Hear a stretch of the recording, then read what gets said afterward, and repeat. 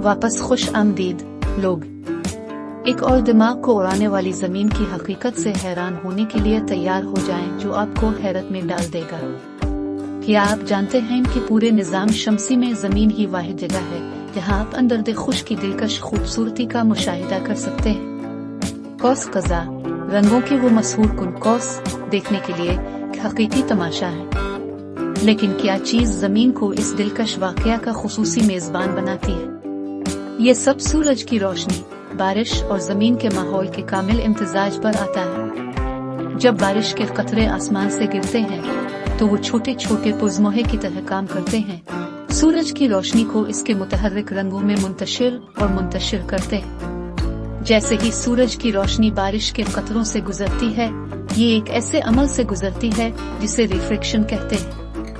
रोशनी पानी की बूंद में दाखिल होते ही झुकती है, अपनी मुख्तलिफ तूल मौजों में अलग हो जाती है और फिर कतरा की अंदरूनी सतह से मुनकिस होती है।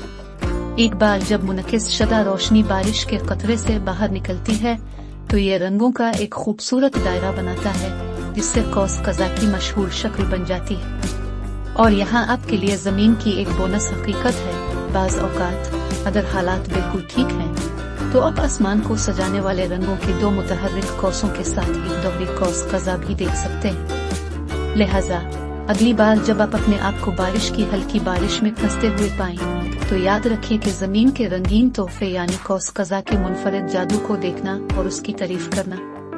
और वहाँ आपके पास है लोगों, जमीन की एक और दिलचस्प हकीकत जो हमारे सैयारे को निजाम शमसी के बाकी हिस्सों से अलग करती है।